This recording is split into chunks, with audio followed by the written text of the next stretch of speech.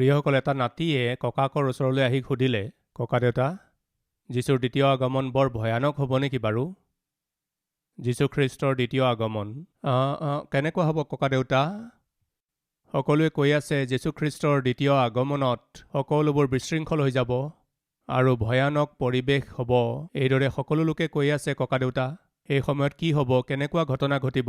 এই বুলি সোধোতে সেই ককাকে ক'বলৈ ধৰিলে, নাতি, তোমাৰ আইতা চাৰ্চলৈ গৈছে নহয়। যেতিয়া ঘৰলৈ উভতি আহিব তেতিয়া তুমি গম পাই যাবা দ্বিতীয় আগমন কেনেকুৱা। তাৰমানে কি ককা, তোমাৰ আইতাক আহিবলৈ দিয়াচোন, তুমি গম পাই যাবা। আহিলে গম পাই যাবা দ্বিতীয় আগমন কি। ইয়াৰ অৰ্থ কওকচোন। তোমাৰ আইতা চাৰ্চলৈ ঘৰ আহি পালেই হৈ গ'ল। এই ঘৰখনত দ্বিতীয় আগমন হৈ যায়। সকলো উচ্ছৃংখল আৰু গণ্ডগোল। বয়স 50, 60, 70 বছৰ, 80 বছৰ হোৱাৰ পাছতো বহুতৰে দ্বন্দ্ব কাজিয়া দূৰ নহয়। গণ্ডগোল কৰা স্বভাৱ জীৱনৰ পৰা দূৰ হোৱা নাই। পত্নী আৰু সন্তানক দুখ দিয়া স্বভাৱ জীৱনৰ পৰা দূৰ হোৱা নাই। কিন্তু কালেব তেনেকুৱা ব্যক্তি নাছিল। কালেব য'তেই থাকিছিল তাত শান্তি আছিল। এজন ভাল নেতা য'তেই থাকক তাত শান্তি থাকে। তেওঁ ক্ষমতা ব্যৱহাৰ কৰা নহয়, কাম কৰা লোক। সম্পূৰ্ণ মনেৰে নিজৰ কাম কৰোতা লোক। ইমানেই নহয়, তেওঁ শান্তি বিলোৱা লোক। চতুৰ্থ, পৰিশ্ৰম কৰোতা লোক। তেওঁৰ 40 বছৰ বয়সত কৰিবলৈ দিয়া কামটো বিশ্বস্ততাৰে সম্পূৰ্ণ কৰি আহিল। এইদৰে বিশ্বস্ততাৰে তেওঁ যেতিয়া উভতি আহিল, ঈশ্বৰে মুচিক কৈছিল, মুচি, এই 10 জনৰ কথা শুনি যিসকল লোকে মই তেওঁলোকক প্ৰতিজ্ঞাৰ দেশলৈ লৈ যাব নোৱাৰোঁ ভাবিছে আৰু মোৰ ওপৰত ভৰসা কৰা নাই, তেওঁলোকৰ মাজৰ এজনেও প্ৰতিজ্ঞাৰ দেশত সোমাব নোৱাৰিব। কিন্তু কালেব আৰু যিহোছোৱা, এই দুয়ো যি কামৰ কাৰণে মই পঠাইছিলোঁ সম্পূৰ্ণ মনেৰে কৰিলে। তেওঁলোকেহে প্ৰকৃত ৰিপৰ্ট আনিছিল। মোৰ ওপৰত বিশ্বাস কৰিলে, মোৰ ওপৰত ভৰসা কৰিলে। সেইকাৰণে মুচি, কালেব, যিহোছোৱাৰ বাহিৰে আৰু কোনেও প্ৰতিজ্ঞাৰ দেশলৈ গৈ নাপাব, ঈশ্বৰে নিশ্চিতৰূপে ক'লে। কাৰণ কি জানেনে? তেওঁলোকক কৰিবলৈ দিয়া কামটো বিশ্বস্ততাৰে কৰিলে। ফলস্বৰূপে ঈশ্বৰে প্ৰতিজ্ঞাৰ দেশলৈ কালেব আৰু যিহোছোৱাক নিয়া হ'ল। এতিয়া কালেবৰ বয়স 85 বছৰ। 45 বছৰ আগতে তেওঁক কৰিবলৈ দিয়া কামটো তেওঁ বিশ্বস্ততাৰে কৰিলে আৰু আজি সেই কালেবৰ বয়স 85 বছৰ হ'ল। তেওঁ আহি যিহোছোৱাক কৈছে, যিহোছোৱা, তোমাৰ মনত আছেনে? 45 বছৰ আগতে ময়ো তোমাৰে সৈতে একেলগে আমি প্ৰতিজ্ঞাৰ দেশখন আগতীয়াকৈ চাবলৈ গৈছিলোঁ নহয়। সেই সময়ত মোৰ বয়স 40 বছৰ আছিল আৰু এতিয়া মোৰ বয়স 85 বছৰ। যিহোছোৱা, মোৰ এটা নিবেদন আছে। কি কালেব? 40 বছৰ আগতে যি শক্তি মোৰ আছিল, মোৰ 85 বছৰ বয়সতো সেই বল মুঠ আছে। সেইকাৰণে যিহোছোৱা, কথা এটা ক'ব বিচাৰিছোঁ। কি ক'ব বিচাৰিছা? তুমি এটা কাম কৰা। তুমি মোক সেই পাহাৰীয়া অঞ্চলবোৰ তুমি মোক দি দিয়া। সেই পাহাৰীয়া অঞ্চলটো মোৰ ভাগত দি দিয়া। শান্তিৰে থকা অঞ্চলটো তেওঁ বিচৰা নাই। য'ত শান্তি আছে সেই অঞ্চলটো তেওঁ বিচৰা নাছিল। গাখীৰ আৰু মৌজোল বোৱা অঞ্চলটো মোক দিয়া বুলি তেওঁ কোৱা নাছিল। তেওঁ কি বুলি কৈছিল বাইবেলত আমি সেইটো চাম। আহক আমি পঢ়োঁ যিহোছোৱাৰ পুস্তক 14 অধ্যায়ৰ 12 নম্বৰ পদ। যিহোছোৱা 14 অধ্যায়ৰ 12 পদ। যিজন ব্যক্তি পৰিশ্ৰম কৰিবলৈ প্ৰস্তুত তেওঁ কি কৈছিল চাওঁ আহক। এই হেতুকে সেইদিনা জিহুৱাই এই যি পৰ্বতৰ বিষয়ে কৈছিল, এইটো পৰ্বত মোক দিয়া। সেই পাহাৰীয়া অঞ্চলটো মোক দিয়া। কোনোবাই পাহাৰীয়া অঞ্চল বিচাৰিবনে বাৰু? ধৰক ঘৰ এটা বনাব লাগে। আপুনি ঘৰ এটা বনাবলৈ হ'লে আপোনাক কেনেকুৱা মাটিৰ প্ৰয়োজন? পাহাৰীয়া মাটি দৰকাৰ। পাহাৰক আমি কি কৰিব পাৰোঁ কওকচোন? তেওঁ কি কৈছিল জানেনে? মোক সেই পাহাৰটো, সেই পাহাৰীয়া অঞ্চল মোক দিয়া। দ্বিতীয়তে, অনাকিয়াহঁত অনাকিয়াহঁত যিসকল লোকলৈ ইছৰাইলৰ লোকসকলে বৰ ভয় খালে, সেই শত্ৰুবিলাক যিসকল অতিশয় বলৱান, য'ত অতিশয় বলৱান শত্ৰু আছে সেই অঞ্চল মোক দিয়া। প্ৰথম পাহাৰীয়া অঞ্চল মোক দিয়া, আৰু দ্বিতীয়তে য'ত বলৱান শত্ৰু থাকে সেই অঞ্চল মোক দিয়া। তৃতীয়তে গড়েৰে আবৃত নগৰবোৰ মোক দিয়া। গড় মানে চাৰিওফালে দেৱাল বনোৱা নগৰ। তাৰ মানে সেই নগৰত কোনেও সহজতে প্ৰৱেশ কৰিব নোৱাৰে। আমাৰ হায়দৰাবাদত গোলকণ্ডা নামৰ যি প্ৰসিদ্ধ অঞ্চল আছে, সেই গোলকণ্ডাৰ চাৰিওফালে বৰ শক্তিশালী গড় আছে। সেই সময়ত শাসন কৰোঁতা ৰজাক পৰাজিত কৰিবৰ বাবে শত্ৰুবিলাকে কি কৰিছিল জানেনে? সেই গড়বোৰ পাৰ কৰি ভিতৰলৈ আহিব নোৱাৰে, সেইকাৰণে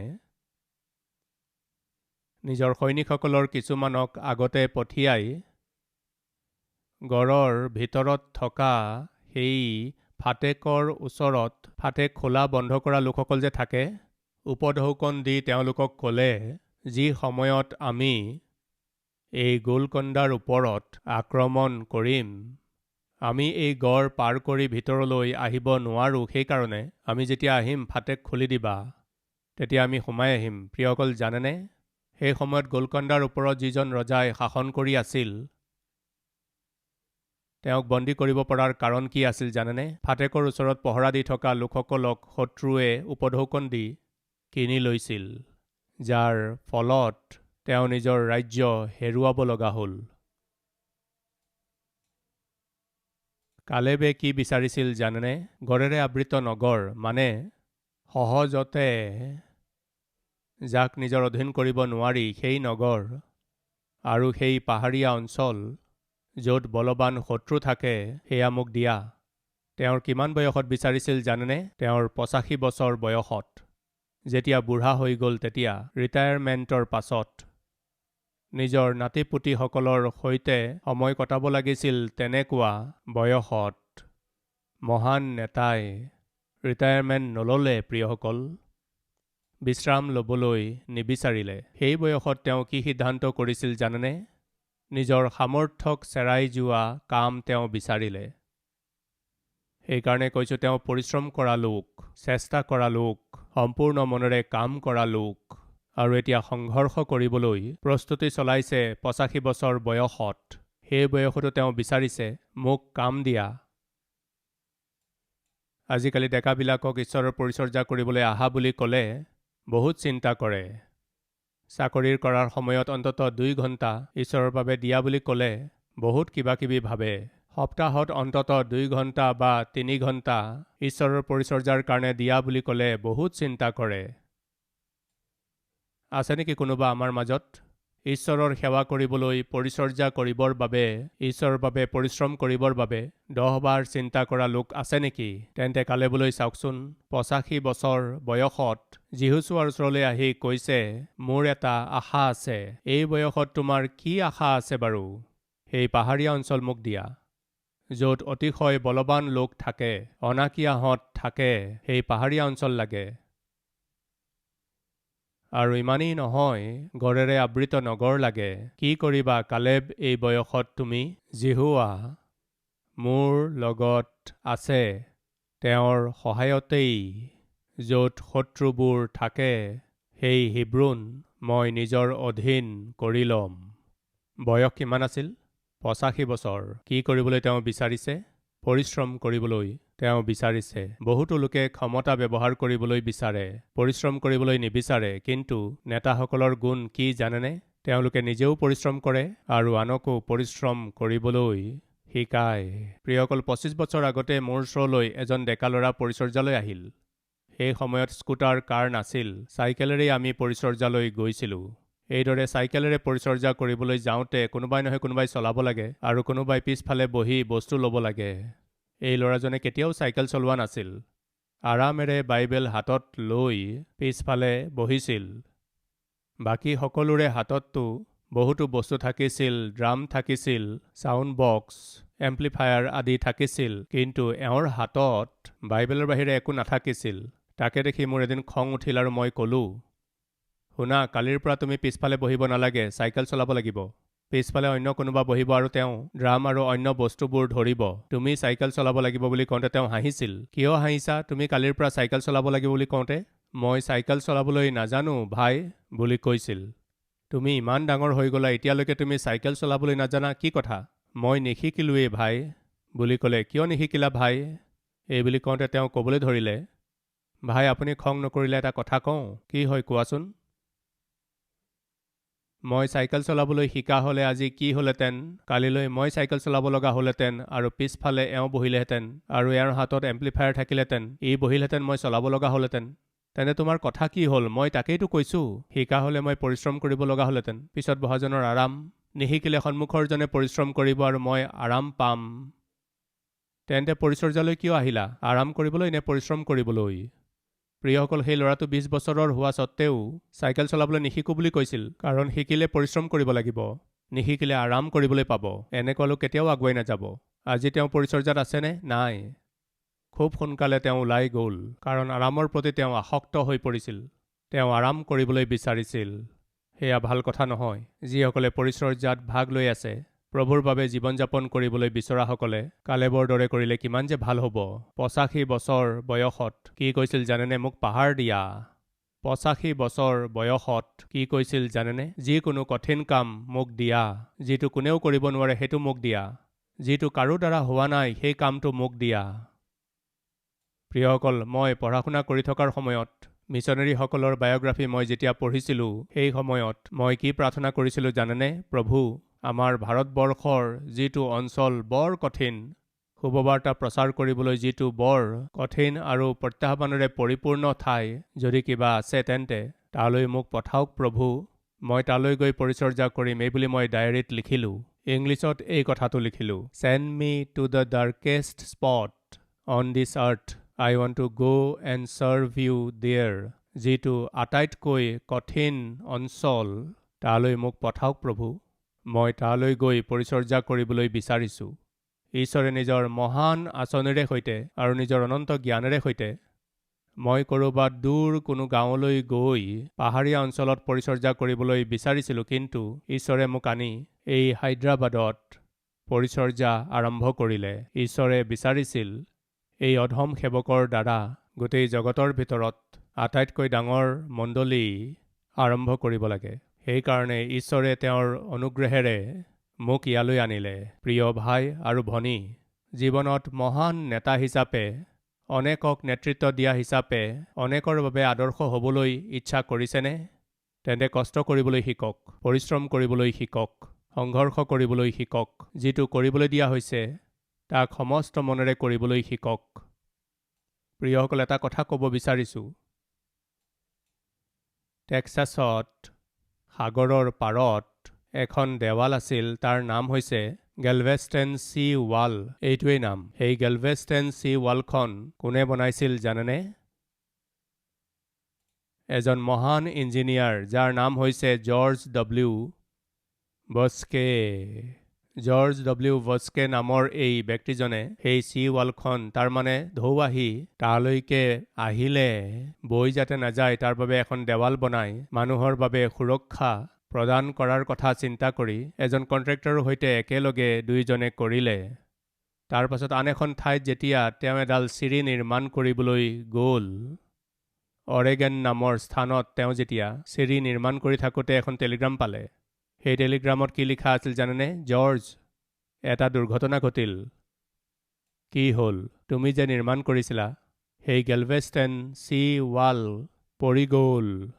কোটি কোটি টকা খৰচ কৰি বনোৱা হৈছিল। হাজাৰ হাজাৰ লোকৰ পৰিশ্ৰমেৰে বনোৱা হোৱা সেই দেৱালখন ভাঙি পৰিল।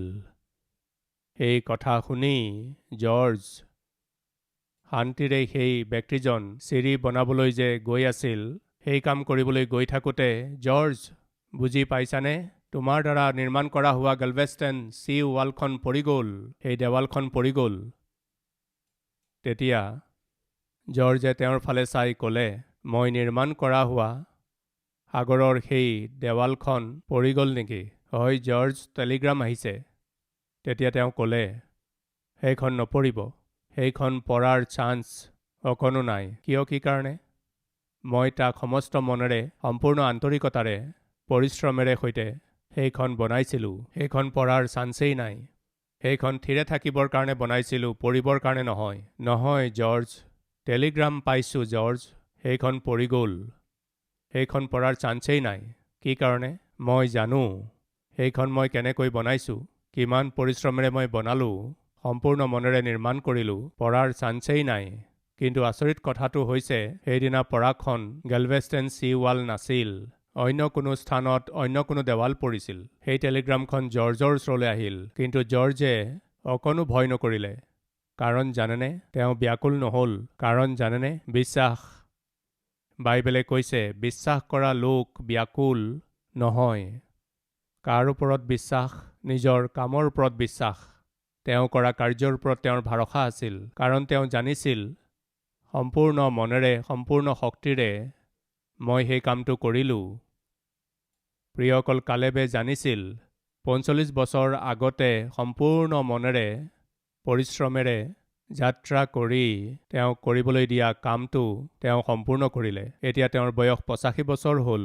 তেতিয়া তেওঁ কৈছিল, যীশুছোৱা, কিবা এটা টান কাম মই কৰিব বিচাৰিছোঁ, পৰিশ্ৰমৰ কাম এটা কৰিব বিচাৰিছোঁ, কোনেও কৰিব নোৱাৰা কাম এটা কৰিব বিচাৰিছোঁ। শুনা, সেই অনাকিয়াহঁতৰ অঞ্চল, আমি সেই অঞ্চলটো জয় কৰা নাই, সেইটো তেনেকৈ আছে। সেই অনাকিয়াহঁতৰ অঞ্চলটো মোক দি দিয়া। তাত বৰ কষ্ট আছে নহয়, সেইকাৰণে মোকে দি দিয়া। যিটো কোনেও কৰিব নোৱাৰে সেইটো মোক দিয়া, মই কৰিব বিচাৰিছোঁ। অৱশেষত কি হ'ল? সংঘৰ্ষ কৰিলে। ৮৫ বছৰ বয়সত কালেবে গৈ যুদ্ধ কৰিলে। যুদ্ধ কৰাই নহয় প্ৰিয়সকল, তেওঁ জয়ো কৰিলে। যীশুছোৱা ১৪ অধ্যায়ৰ ১৪ পদ। এই নিমিত্তে হিব্ৰুন কনিজিয়া জেফুনিৰ পুত্ৰ কালেবৰ আধিপত্য হৈ আজিলৈকে আছে। কালেবৰ আধিপত্য আজিলৈকে আছে ১৫ অধ্যায়ৰ ১৩ পদৰ পৰা। আৰু যীশুছোৱালৈ কৰা জিহুৱাৰ আজ্ঞা অনুসাৰে তেওঁ জিহুদাৰ সন্তানবিলাকৰ মাজত জেফুনিৰ পুত্ৰ কালেবক নিজ অংশৰ অৰ্থে কিৰিয়ত অৰ্ব অৰ্থাৎ হিব্ৰুন দিলে।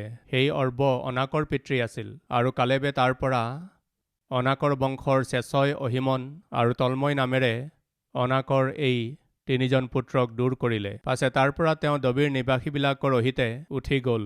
পূৰ্বে দবিৰৰ নাম কিৰিয়ত চেফৰ আছিল। ৮৫ বছৰ বয়সত যুদ্ধ কৰিলে। কেৱল যুদ্ধ কৰাই নহয়, যুদ্ধ কৰি জয়ীও হ'ল। কাৰ বিৰুদ্ধে যুদ্ধ কৰিলে জানেনে? অতিশয় বলৱান শত্ৰুৰ বিৰুদ্ধে। কোনটো অঞ্চলক নিজৰ অধীন কৰিলে জানেনে? পাহাৰেৰে ভৰা অঞ্চলটো নিজৰ অধীন কৰি ল'লে। কিমান বয়সত জানেনে আপুনি? ৮৫ বছৰ বয়সত। কি কাৰণে জানেনে আপুনি? ৮৫ বছৰতো জিহুৱা কালেবৰ সংগত আছিল। প্ৰিয় ভাই ভনীসকল, ঈশ্বৰ যদি আমাৰ লগত থাকে, আমাৰ সামৰ্থতকৈও ডাঙৰ কাম ঈশ্বৰে আমাৰ দ্বাৰাই কৰাব। সাধাৰণ কাম কৰিবলৈ চেষ্টা নকৰিব। সহজ কাম কৰিবলৈ চেষ্টা নকৰিব। সুখ আৰু আৰাম বিচাৰি কেৱল সিমানতেই সন্তুষ্ট নহ'ব। প্ৰভুৰ সেৱক উইলিয়াম কেৰীয়ে কৈছিল, expect great things from God, attempt great things for God. ঈশ্বৰৰ ফালৰ পৰা অসাধাৰণ বিষয় আশা কৰা আৰু ঈশ্বৰৰ বাবে অসম্ভৱ কামবোৰ কৰা। ঈশ্বৰ যদি আপোনাৰ লগত থাকে, তেন্তে আপুনি অসম্ভৱ কাম যিটো আপুনি হাতত লৈছে তাক সম্ভৱ কৰিব। আচৰিত কাৰ্য কৰিব। 85 ইয়াৰ্ছত ৮৫ বছৰ বয়সত কালেবে যুদ্ধ কৰিলে। যুদ্ধ কৰাই নহয়, সেই যুদ্ধত জয়ী হ'ল। আজিলৈকে হিব্ৰুন কাৰ হৈ আছে জানেনে? কালেবৰ। কালেবৰ বংশৰ। কাৰণ কি জানেনে? তেওঁ যুদ্ধ কৰি তাক জয় কৰিলে। পৰিশ্ৰমেৰে কাম কৰিলে। লোকসমূহৰ মাজত শান্তি বিলাই দিলে। সম্পূৰ্ণ মনেৰে ঈশ্বৰৰ উপাসনা কৰিলে। ক্ষমতা নচলালে, কিন্তু তেওঁক কৰিবলৈ দিয়া কাম তেওঁ সম্পূৰ্ণ কৰিলে। প্ৰিয়সকল, চেলভেশ্যন আৰ্মীৰ সংস্থাপক উইলিয়াম বুথ ৮০ বছৰ বয়সৰ পাছত তেওঁৰ চকুৰে মনিব নোৱাৰা হোৱাত তেওঁৰ এজন বন্ধু ডক্তৰ আছিল। গৈ তেওঁক দেখুৱালে। নাজানো কিয় মোৰ চকুৱে মনিব নোৱাৰা হৈছে, অলপ পৰীক্ষা কৰি চোৱাচোন বুলি কওঁতে ডক্তৰে চালে আৰু অতি দুখেৰে ক'লে, উইলিয়াম, তোমাক এটা কথা ক'ব আছে। কি? যাক তুমি বৰ প্ৰেম কৰা, যাক তুমি চাবলৈ বিচাৰি আছা, সোনকালে চাই লোৱা। কি কাৰণে? তুমি অতি সোনকালে নিজৰ চকু হেৰুৱাবলৈ গৈ আছা। তোমাৰ দৃষ্টিশক্তি নোহোৱা হৈ যাব। এতিয়ালৈকে তুমি বহুত সেৱা কৰিলা, বহু বছৰ ধৰি দীঘলীয়া পৰিচৰ্যা কৰিলা। হয়তো তুমি বিশ্ৰাম কৰাৰ সময় এতিয়া আহি গ'ল। তুমি যাক বৰ প্ৰেম কৰা, যাক চাবলৈ বিচাৰা, তেওঁলোকক চাই লোৱা। অতি সোনকালে তুমি নিজৰ দৃষ্টিশক্তি হেৰুৱাবা। সেয়া তেওঁৰ ডাক্তৰ বন্ধুৰ পৰামৰ্শ আছিল।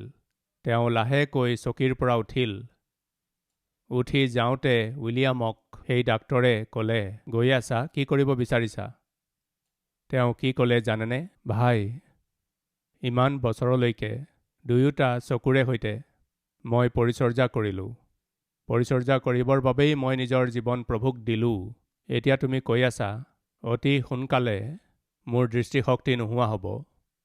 তুমি কোৱাৰ দৰে মোৰ দৃষ্টিশক্তি নোহোৱা হৈ গ'লেও, মই দৃষ্টিহীন হৈও মই নিজৰ ঈশ্বৰৰ পৰিচৰ্যা কৰিম, কিন্তু পৰিচৰ্যা নেৰিম।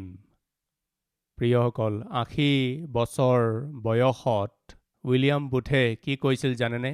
এতিয়ালৈকে চকু আছিল, চকুৰে চাই চাই পৰিচৰ্যা কৰিলোঁ। যদি চকুহাল নোহোৱা হয়, অন্ধ হৈও মই মোৰ প্ৰভুৰ বাবে জীয়াই থাকিম আৰু প্ৰভুৰ সেৱা কৰিম। প্ৰিয়সকল, আজি আপোনাৰ বয়স কিমান? ২০, ৩০, ৪০, ৫০, ৬০, ৭০ বছৰ? আপুনি কি কৰি আছে?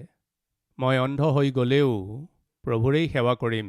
বয়স ৮০ বছৰ হোৱাৰ পাছতো পৰিশ্ৰমেৰে ভৰা সংঘৰ্ষ কৰিম। এয়া কালেবৰ সাক্ষ্য আছিল। গতিকে আমাৰ কেনেকুৱা? আমি ক্ষমতা চলাম নে আমি পৰিশ্ৰম কৰি কৰি সম্পূৰ্ণ মনেৰে, সমস্ত হৃদয়েৰে প্ৰভুৰ বাবে জীয়াই থাকি পৰ্বতবোৰক সমথল কৰি সংঘৰ্ষ কৰি ঈশ্বৰে কৰিবলৈ দিয়া কামটো আৰু এই আত্মিকতাক ধৰি ৰাখি সিদ্ধ কৰিম? আপুনি কি কৰিব? আপুনি কালেবৰ দৰে হ'ব বিচাৰে নে আন 10জনৰ নিচিনা হৈ ধ্বংস হ'বলৈ বিচাৰি আছে? কালেবৰ দৰে আপুনি কাম কৰা ব্যক্তি হয় যদি, সম্পূৰ্ণ মনেৰে ঈশ্বৰৰ উপাসনা কৰা লোক হয় যদি, শান্তি বিলাই দিয়া ব্যক্তি হয় যদি, পৰিশ্ৰম কৰি সংঘৰ্ষ কৰি জয়ী হোৱা ব্যক্তি হয় যদি, অনেকৰ বাবে আশীৰ্বাদদায়ক হ'ব। এনে অনুগ্ৰহ ঈশ্বৰে আমাৰ সকলোকে দিয়ক। আহক একেলগে প্ৰাৰ্থনা কৰোঁ। মহান পবিত্ৰ প্ৰেমময় পিতৃ ঈশ্বৰ, এই বিশেষ বাৰ্তাৰ দ্বাৰা এজন বিষয়া আৰু নেতাৰ মাজত কি পাৰ্থক্য থাকে, কালেবৰ জীৱনৰ দ্বাৰা আপুনি আমাক স্পষ্টকৈ শিকালে। কালেব ক্ষমতা চলোৱা ব্যক্তি নাছিল, কাম কৰা লোক আছিল। সম্পূৰ্ণ মনেৰে আপোনাৰ উপাসনা কৰিলে, লোকসমূহৰ মাজত শান্তি বিলাই দিলে। তেওঁ পৰিশ্ৰম কৰা লোক আছিল, সংঘৰ্ষ কৰি জয়ী হোৱা লোক আছিল। কালেবৰ এই অদ্ভুত আত্মিক গুণ আমাৰ জীৱনতো হওক পিতৃ।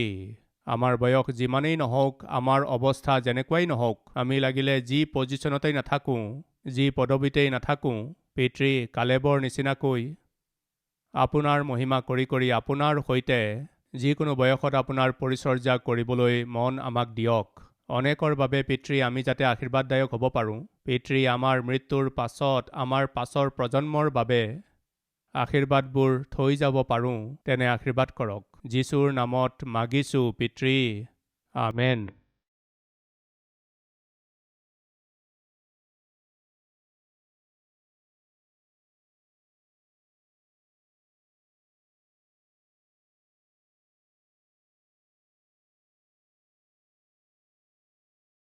हमारा address Calvary, post box number 30, Kukatpally, Hyderabad 72।